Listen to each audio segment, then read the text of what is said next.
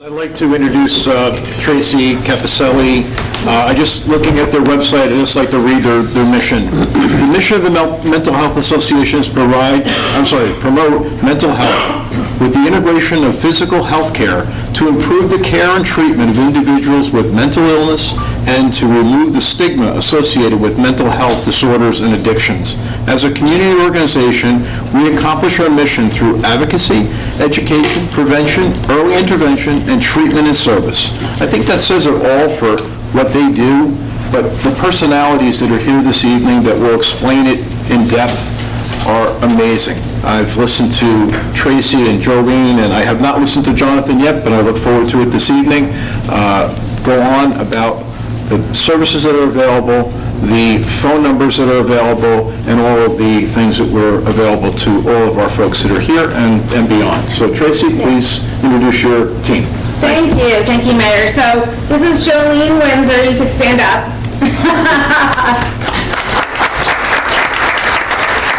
Unfortunately, Jonathan couldn't be here today. He actually just got into a car accident on his way here, but thank God it's okay. Should Jolene go to the podium? Yeah, whatever you would like. Oh, Podium would be great. The podium would be great. Oh, perfect. Yes. So, one of the programs that we actually just started at the Mental Health Association when Jolene gets ready is we just received funding from the state. So the state realized, along with this group here, that our youth are in a mental health crisis. So the Department of Children and Families launched a program September 1st called NJ4S, which stands for the New Jersey Statewide Student Support Services Program, which provides prevention services in schools, and it also provides intervention services in schools.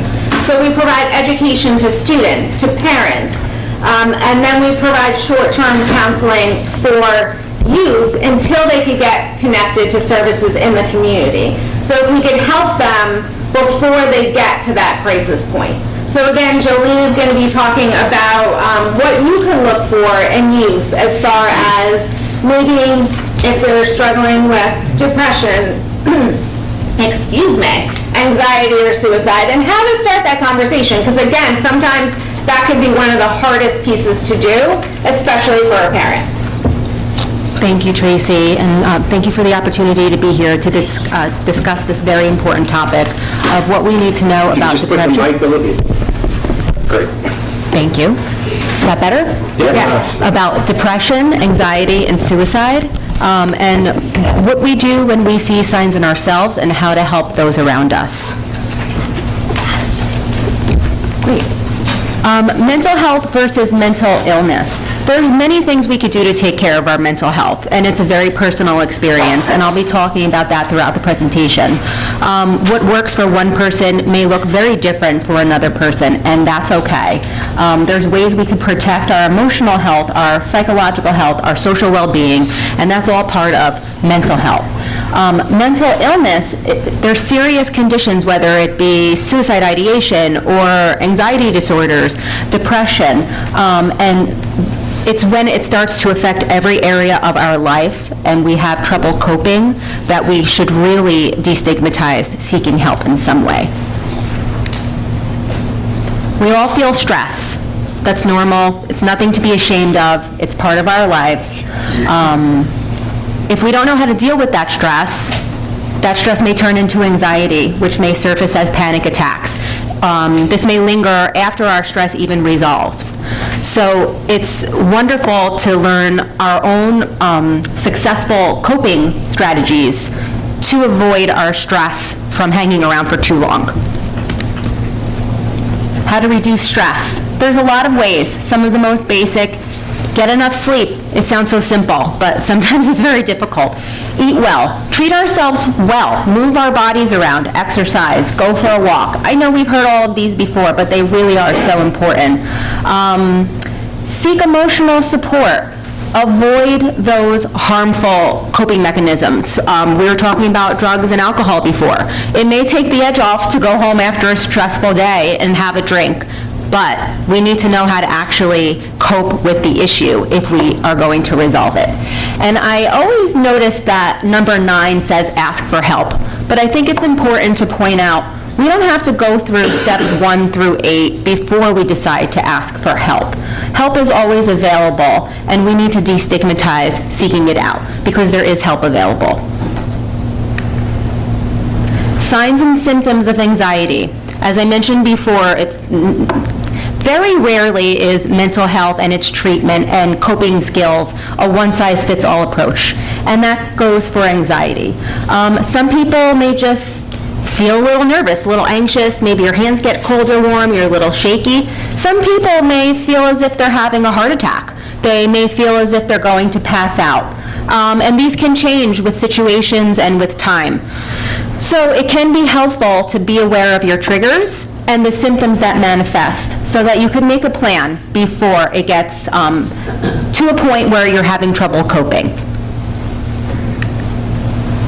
What's the difference between sadness and depression? Sadness is a human emotion. We feel it for a variety of reasons. Usually, though, sadness leaves. We experience something that makes us sad, and then we're on to our normal lives and we can cope.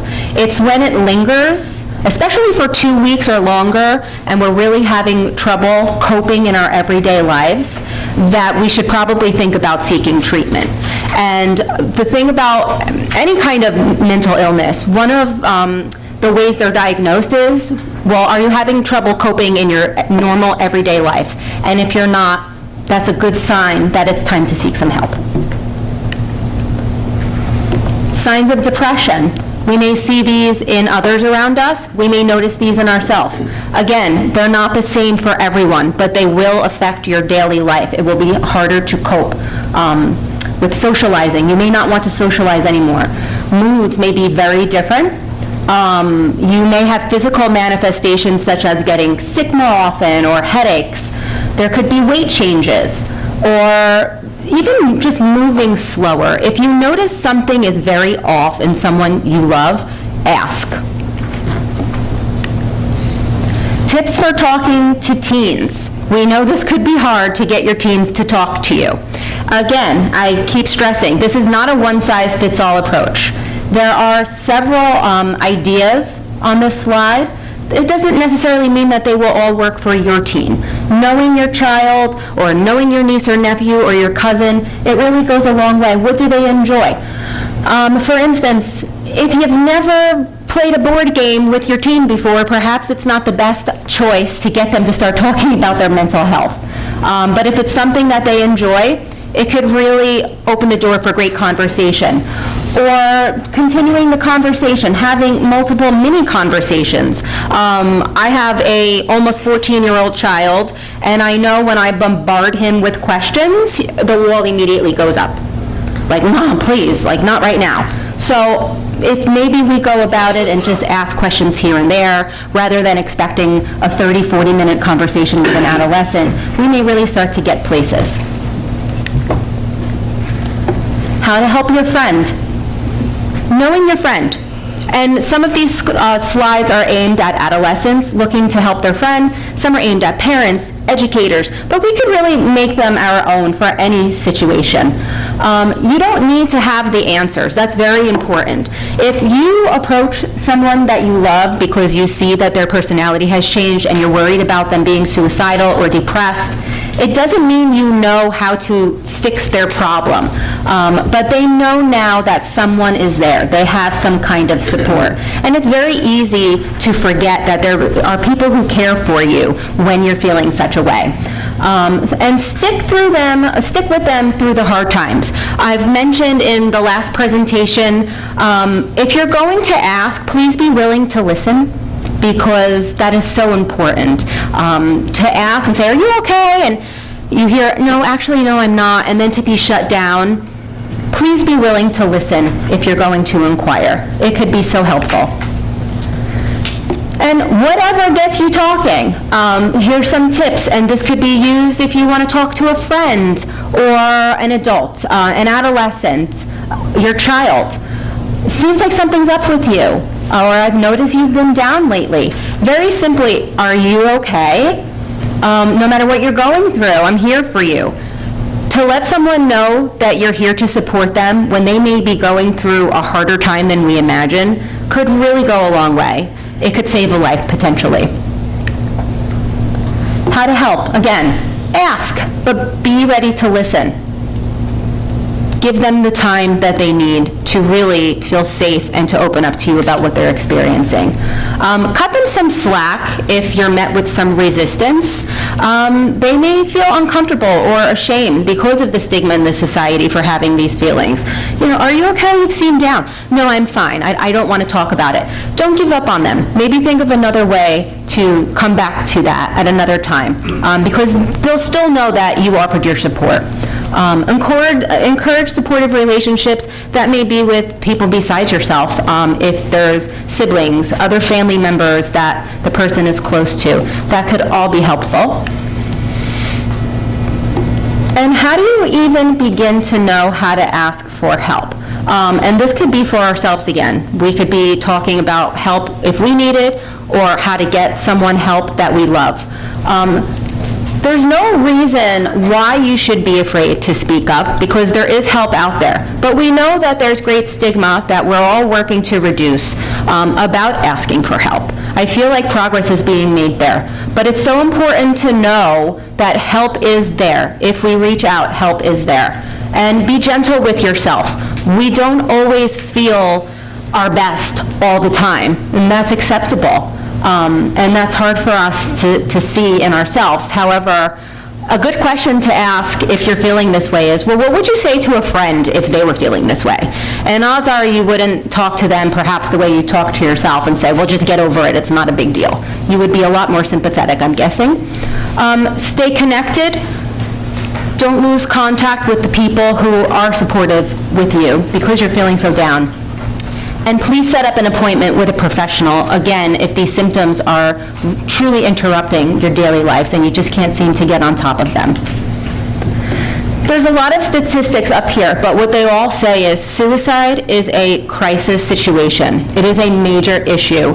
At the top of the slide, we see that suicide is the second leading cause of death among people ages 10 to 24, the second leading cause of death. This is certainly a crisis that needs attention. In New Jersey, suicide is the third leading cause of death among teens. And Morris County, where we are, is not immune to that. We see up on the screen, maybe is the fourth slide down, there's been 19 suicides in Morris County since the beginning of 2023. That number may be greater now. I don't have that information, but as of a few months ago, there was at least 19. And further down the bottom of the slide, more youth die from suicide than from cancer, heart disease, AIDS, birth defects, stroke, pneumonia, influenza, and chronic lung disease combined. So again, this is a crisis that certainly needs attention. We see a chart on this slide. This is by gender ages 10 to 24. I don't know if you can see, but the yellow bars represent females aged 10 to 24. The blue bars represent males from ages 10 to 24. And these are suicide rates. We see that males are at an exponentially higher rate of suicide risk than females. But some information I'd also like to point out. Females are more likely to engage in several attempts because of the means that is popular for females to use, which can sometimes be poison, and they can sometimes be saved, and there may be repeated attempts. Males tend to use more deadly means, and that may be why the rates are higher, for instance, firearms. So some information that this slide doesn't show that is of importance. And risk is not the same for everyone. Although, is it 22% of high school students seriously considered suicide, which is a huge number, and we don't even know how many of those cases go unreported. There are groups of teenagers, of adolescents that are at risk, more at risk than others, such as our LGBTQ community, our African American community, and our females. Risk factors. There's individual factors such as previous attempts, social isolation, an increase in substance use, self-injury, and relationship factors such as age. The more adverse childhood experiences someone has, the greater at risk they are for suicide. Bullying, family history of suicide, or a lot of peer conflict. And finally, community factors such as barriers to health care, stigma in some way. Unsafe media portrayals of suicide. I've read that there is sometimes an uptick in suicides when we see a celebrity commit suicide, so that's important to be aware of. And there's no one factor that contributes to suicide. It's when there's multiple risk factors that our risk really increases. Protective factors. Access to mental health care, being proactive. When we see these changes in ourselves and others, we break the stigma of going out and reaching out for help. Coping skills, limited access to lethal means, and of course, cultural and religious beliefs are also protective factors. Having a relationship with one trusted adult is so beneficial to an adolescent, and it greatly reduces their risk of suicide behaviors. Contact with a caring adult is the most significant protective factor. And that doesn't mean it's a parent, per se. It just means that if there is a caring adult in a child's life, their risk of suicide exponentially decreases. Building coping skills. Very personalized, of course. Some of you may like to run, some of you may like to listen to music, but be aware of them. Help develop them in your child if you can. Introduce them to a lot of different activities. Have them partake in them, whether they're feeling wonderful or whether they're feeling down, and the same goes for adults. Write down what you're grateful for. Talk to friends or family. Whatever gets you feeling better, even if you don't want to do it at that time, those are all coping skills that could help improve our mental health. This is Gizmo. Gizmo is a therapy dog who was found in a wonderful book that NJ4S uses in our grammar schools. And what Gizmo strives to do is help children understand that your emotional health, your mental health, should be treated just as your physical health. If you're not feeling well or you cut your arm, you're most likely going to seek medical care. We're really trying to destigmatize at the elementary level, asking for help when you're just not feeling like you, and no matter what you do, after we help them develop their coping skills and their trusted adults, no matter what they do, they just can't seem to get away from that sadness, because sadness is normal, but when we can't get it to go away, that's when we need to ask for help. So Gizmo helps us do that with our students, and we hope that they are some of the warriors to help break that stigma about reaching out for help when we need it. Typical behavior versus potential warning signs. This is about adolescent behavior.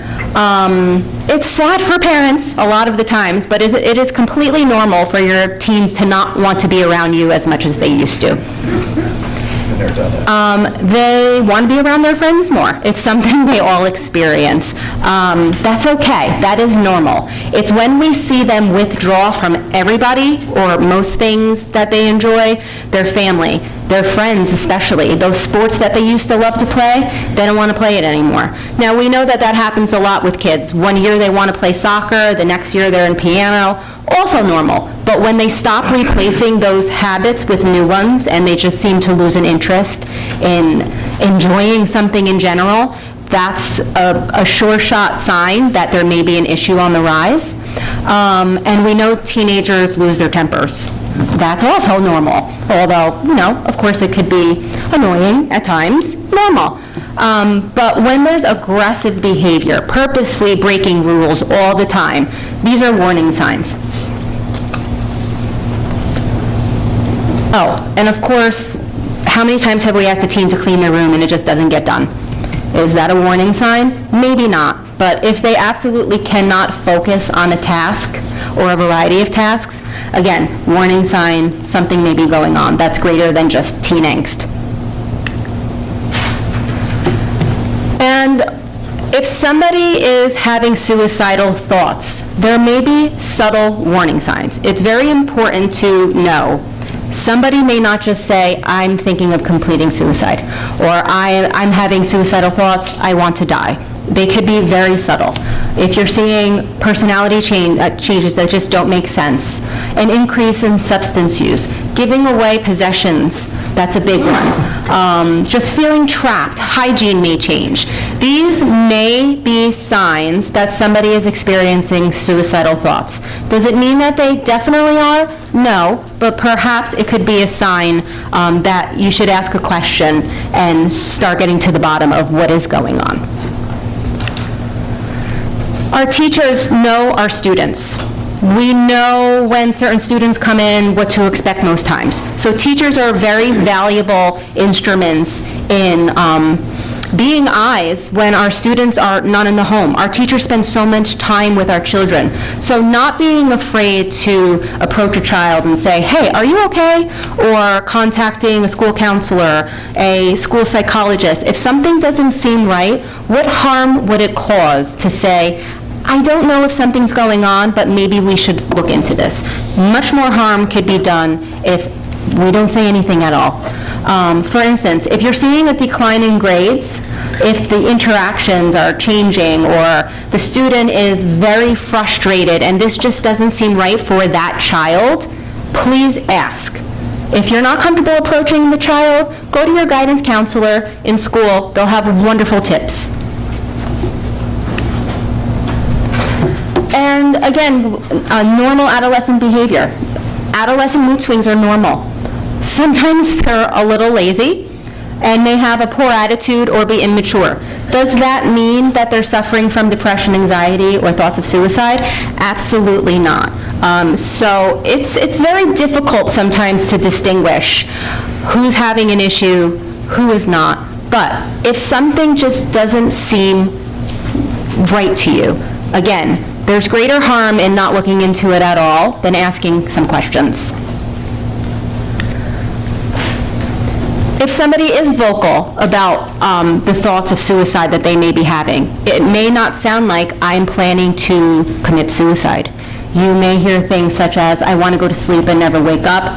What's the point of being here? I don't want to be in this pain anymore. I wish I had never been born.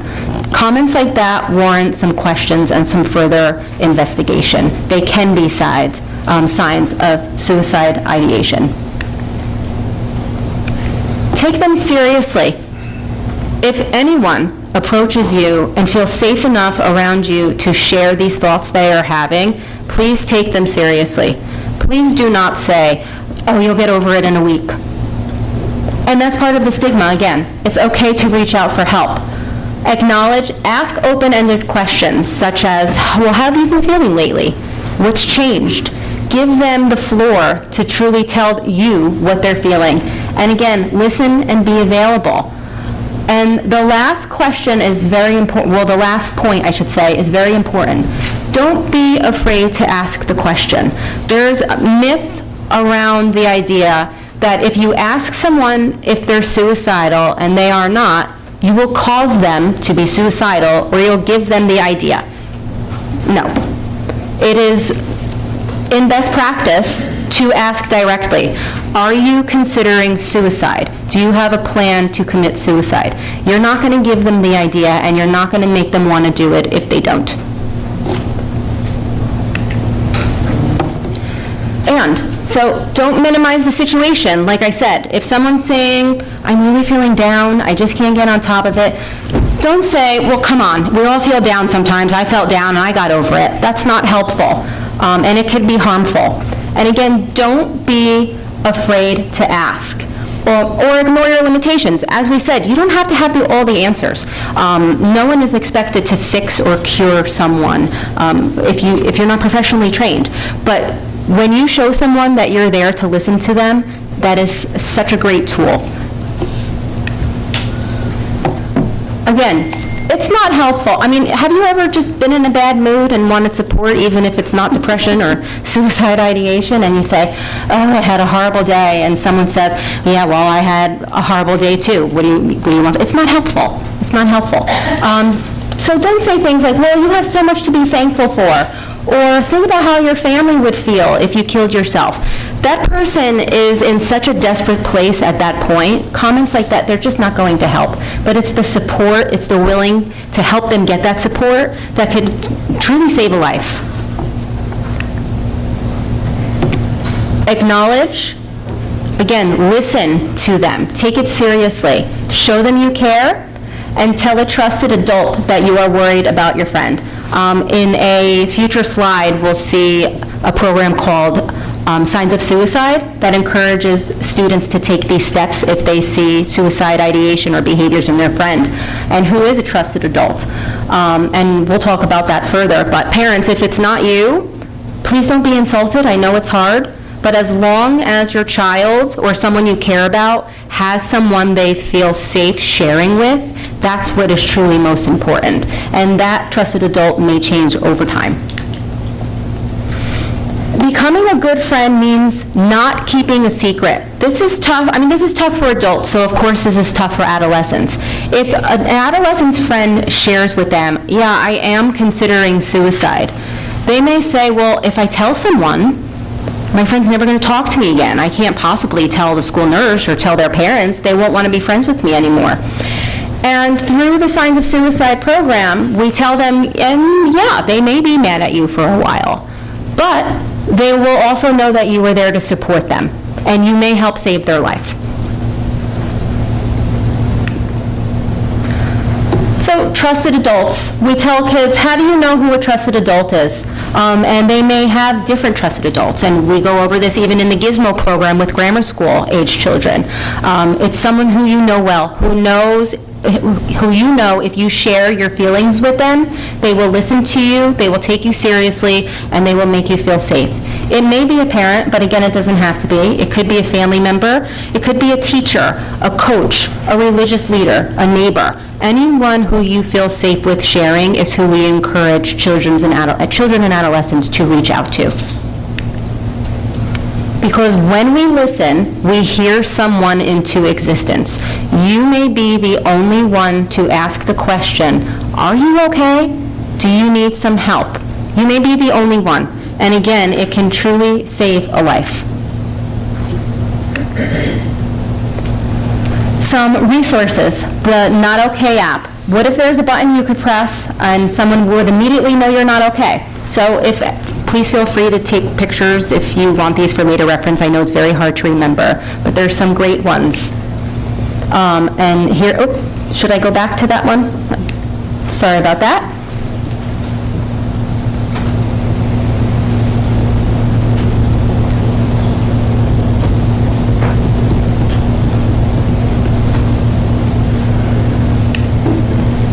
A little bit more information about the Signs of Suicide program that NJ4S offers.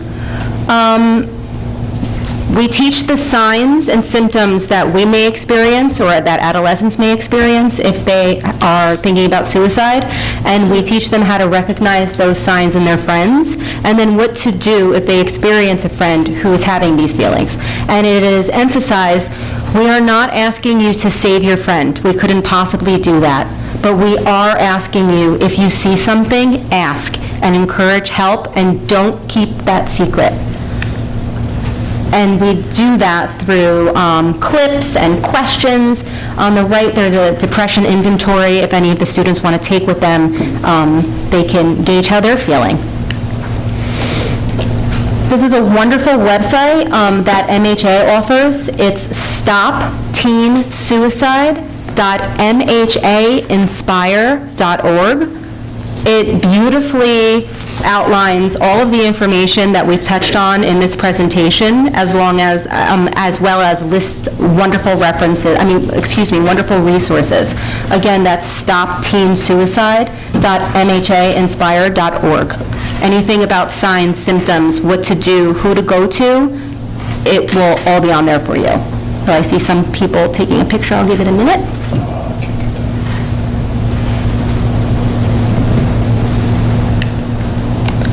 Some more resources. And this is not only for children, I believe. 988 is for all children, adults. If anybody needs it, 988 offers help all the time. Second floor is for New Jersey residents. Trevor Lifeline focuses their care on the LGBTQ community. And another crisis text line, please text TALK or text 741-741. Fortunately, it's becoming easier and easier to get help if we just make the decision to do so. Sorry about that, I'll go back.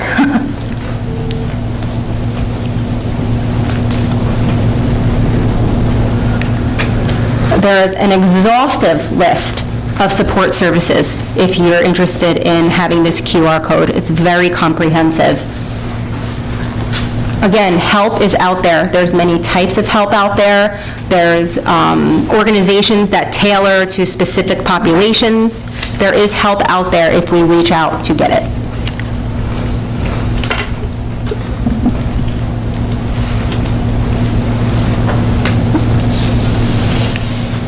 Crisis resources. Again, an exhaustive list. There is help out there to fill virtually any mental health need out there today.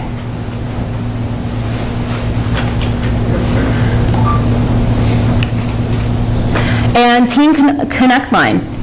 Tracy has been instrumental in implementing this program. This is not a crisis line, but it's for youth aged 13 to 24 who maybe just need somebody to talk to. They don't want to go to a friend or to mom and dad, and maybe they just want to have somebody who says, hey, you know, what's going on? Let's chat. There's a service for that, and it's run by young people, so it's not going to be Mrs. Winsor, the teacher, who's going to answer the phone. It's going to be someone who they may feel they can better connect with. And finally, our director, Tracy Cappiccille, who is here, is an absolute wonderful resource for mental health, suicide prevention, depression, and she is here if you have any questions. So thank you so much for your time.